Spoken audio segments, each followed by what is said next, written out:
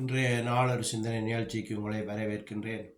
இன்றைய நாளொரு சிந்தனை நிகழ்ச்சியில் நாங்கள் பார்க்க போவது புத்தி சொல்லுதலை பற்றி. புத்தி சொல்லுதல் என்பது சிறியோர் பெரியோருக்கு சொன்னாலும் சரி, பெரியோர் சிறியோருக்கு சொன்னாலும் சரி, யார் வேணும்னாலும் யாருக்கும் சொல்லலாம். இதற்கு தராதரம் தேவையில்லை. சில பேர் கேட்பார்கள், உனக்கு என்ன தராதரம் இருக்குன்னு சொல்லி.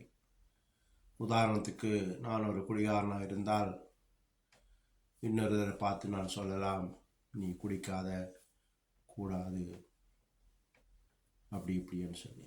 காரணம் என்னென்றால், நான் பட்டதை அவர்கள் படக்கூடாதுன்னு சொல்லி அவருக்கு புத்தி சொல்லலாம். சொல்லும்போது கேட்குறவர்கள் பொறுமையோடு கேட்க வேண்டும். பைபிளில் ஒரு வசனம் இருக்குது, காது உள்ளவன் கேட்க கடவான்னு சொல்லி. அப்போ நாங்கள் யாராவது புத்தி சொன்னால் பொறுமையோடு கேட்க வேண்டும். உதாரணத்துக்கு ஒரு கதை சொல்லுகிறேன். ஒரு 15 வருடத்துக்கு முதல் நான் பிரான்ஸுக்கு வந்த புதுசில் என்னுடைய சித்தப்பா சொன்னார், அடே நீ இங்கே பழைய வீடுகளை வாங்கி செய்து ஓட்டு நீ விற்கலாம் அப்படின்னு சொல்லி. ஏனென்றால் நான் அந்த வேலை செய்கிறேன். நான் ஃபுல்லாக வீடு கரண்ட் வேலைகள் எல்லாமே செய்து கம்ப்ளீட் பண்ணி முடிக்கத்தக்க டேலண்ட் இருக்குது. அதை வச்சு அவர் சொன்னவர், நீ பழைய வீடுகளை வாங்கி செய்து விற்கலாம்னு சொல்லி.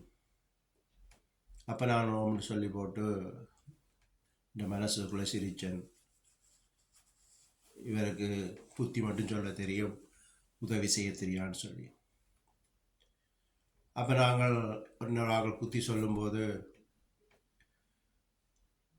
அவர்கள்ட்ட நாங்கள் எதிர்பார்த்து தான் அதுகளை செய்கிறோம். இவர் புத்தி மட்டும் சொல்லி வேறவருக்கு உதவி செய்ய தெரியாது, சும்மா கதைக்க மட்டும்தான் தெரியும். ஆனால் மற்றவர்கள் புத்தி சொல்லும்போது நாங்கள் கேட்டு அதன்படி நடக்க கற்றுக்கொள்ள வேண்டும். நாங்கள் புத்தி மற்றவர்கள் சொல்வதை கேட்டால் எங்களுக்கு ஞானம் பெருகுது.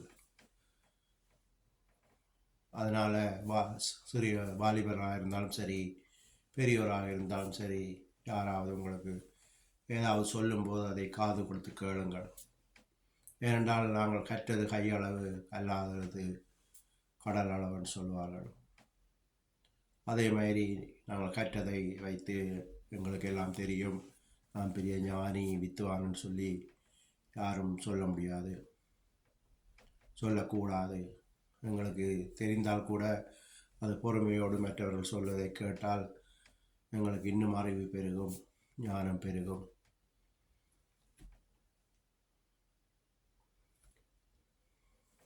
சில பேர் பிஸ்னஸ் ஏதோ ஒன்று இருப்பார்கள், அதுக்கு புத்தி சொன்னால் அவர்களுக்கு அது காதில் ஏறாது, அதிலே இருப்பார்கள், முன்னேற்றம் இல்லாமல் இப்படியே இருப்பார்கள். இப்படியாக ஒவ்வொருத்தரும் இதுதான் வாழ்க்கை, இதுதான் கிடந்த தவளை மாதிரி, தவளை தான் நினைக்கும் இதுதான் உலகம், இப்படி தான் வாழுறன்னு சொல்லி தவளை நினைக்கும். அது மாதிரி இல்லாமல் எங்களுக்கு இன்னும் ஒன்றும் தெரியாதுன்னு சொல்லி நினைத்தோம்னு சொன்னால் மற்றவர்கள் சொல்வது எங்களுக்கு புத்தியாக உரைக்கும். எனவே தான் சொல்லுகிறேன், யாராவது புத்தி சொன்னால் அதை காது கொடுத்து பொறுமையோடு கேட்டு அதன்படி செய்ய சிந்திக்க கற்றுக்கொள்ளுங்கள். சங்கீதம் 1 சொல்லுது, எல்லாற்ற சொல்லும் கேட்கக்கூடாது, ஆனால் நிதானித்து அறிய வேண்டும் எது நல்லது கூடாதுன்னு சொல்லி. சங்கீதம் 1 சொல்லுது, துன்மாக்கிற ஆலோசனையில் நடவாமலும், பாவிகளோட வழியில் நில்லாமலும், பரியாசக்காரர் உட்காரும் இடத்தில் உட்காராமலும், கர்த்தருடைய வேதத்தில் தியானமாயிருந்து கர்த்தருடைய வேதத்தில் பிரியமாயிருந்து அவருடைய வேதத்தில் தியானமாயிருக்கிற மனுஷன் பாக்கியவான். அவன் நீர்க்காரர்கள் ஓரமாய் நடப்பட்டு தன் காலத்தில் கனியை தந்து இலையுதிராத மரத்தை போல் இருப்பான், அவன் செய்வதெல்லாம் வாய்க்கும்னு சொல்லி. அப்போ சில காரியங்களை நாங்கள் கடவுளிடம் கேட்டும் பெற்றுக்கொள்ள வேண்டும். சில புத்திகள் எங்களை காதுக்குள்ளே போகாது என்றால் எங்களுக்குள்ள வேறு சிந்தனைகள், ஒரு ஆக்களுக்கும் வேறு சிந்தனைகள் இருக்கும். அதனால் அந்த சில யோசனைகள் உள்ளுக்கு போகாது, அது வெறுப்புமே இருக்கும்.